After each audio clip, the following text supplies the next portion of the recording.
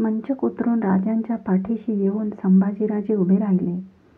त्या दोघा पितापुत्रांना परशूचा आकार घेत दुपटीला लागलेले सूर्यबिंब दिसत होते. शंभूराजांच्या मनात विचार घोळत होते. आम्ही राजपूत आहोत, मिर्झा राजाही राजपूत.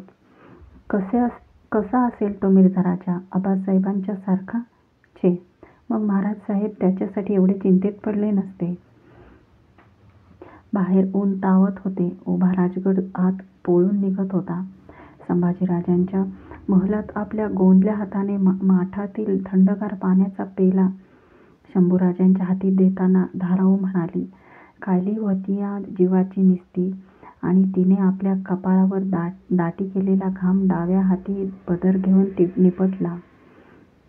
इतक्यात जिजाबाई महलात आल्या. घाम पुसलेला अंगावरचा पदर धाराऊने लगबगीने ठीक केला.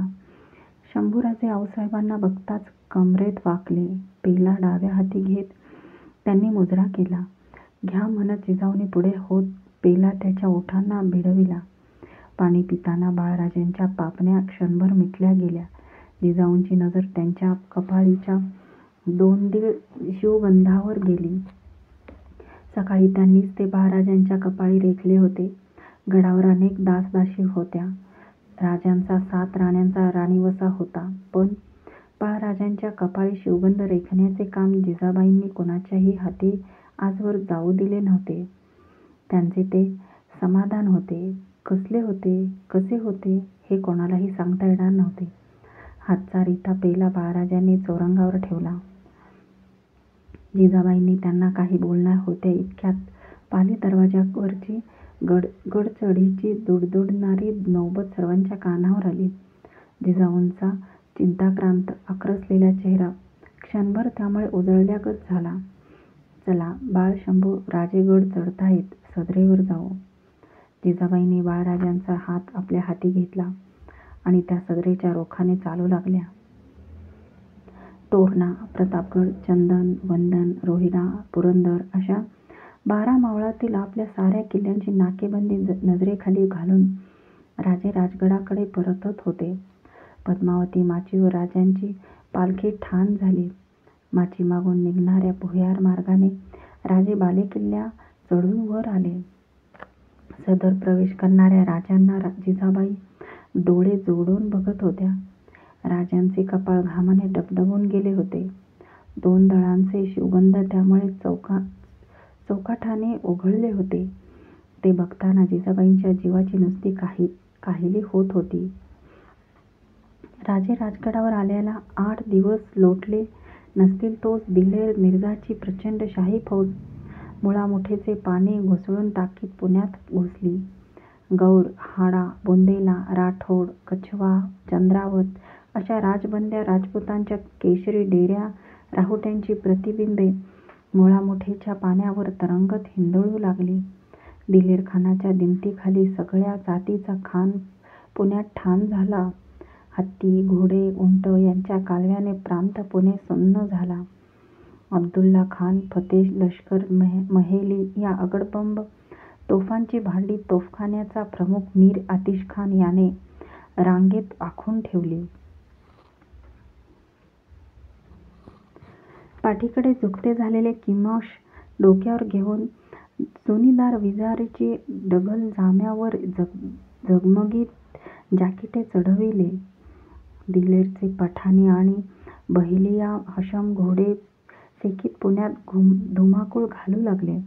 डोक्यावर केशरी साफे बांधलेले हनुट्याजवळ दाढ्या पिळलेले मिर्झा राजांचे कुंवरसिंग आणि ठाकूर राजांच्या खबरा उचलण्यासाठी 12 मावळात घुमू लागले. आले. दिल्ली दरबारचे सगळ्यात ताकदवर आक्रमण मराठी दौलतीवर चालून आले. प्रभू रामचंद्राच्या रघुकुलाचा वारसा सांगणारा मिर्झा राजा राजांचे श्रीचे राज्य तसनस करण्यासाठी स्वामीनिष्ठेच्या खिल्लती काबेत पांघरून आला. येताना तो रणचंडीचा कोटीयज्ञ पेटवून आला होता. त्यात काही कमी पडायला नको म्हणून तो आता मराठी मुलखाची होळी पेटवणार होता. त्याची उमर 60 वर्षाची होती. 60ला बुद्धी नुसती नाठीच होत नाही तर खोटीसुद्धा होऊ शकते. कारण कारण आजवर जे कधीच घडले नव्हते ते आता घडणार होते. मराठे, राजपूत एकमेकांवर उभे हत्यार धरणार होते. सूर्यवंशच्या कडून लवकरच एक साक्षात सर्जा सूर्यच ग्रासला जाणार होता. पुण्यात येताच मिर्झा राजाने तळाचा कब्जा आपल्या हाती घेऊन राजा जसवंतसिंगाला रिहा केले. जसवंतसिंग दिल्लीच्या रोखाने कूच झाला.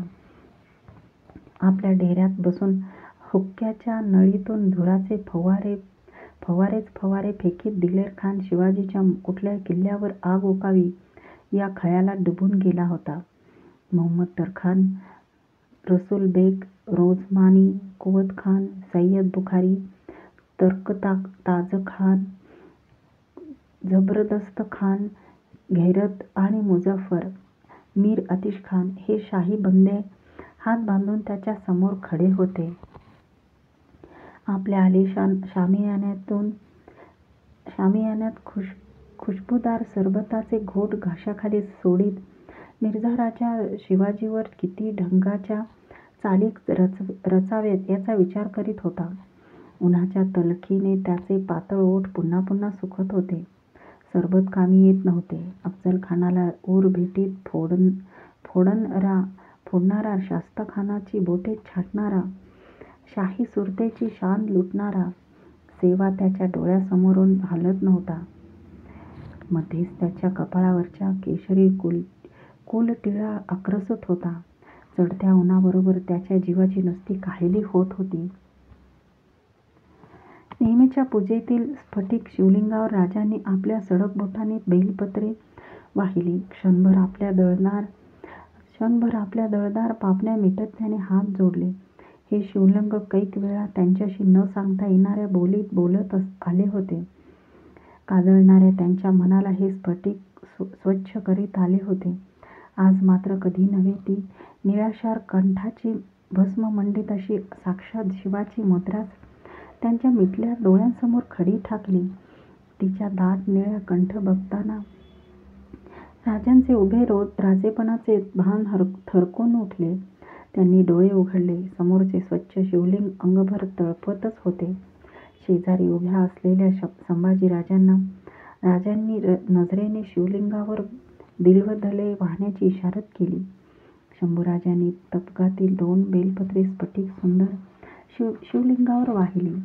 राजांनी मिटले तसेच त्यांनी हात जोडून आपले डोळे मिटले.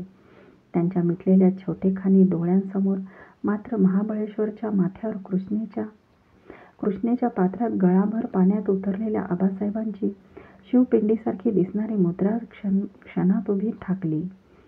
ती दिसताच त्यांनी जोडलेले हात उचलून आपल्या कपाळाला नेऊन भिडवले.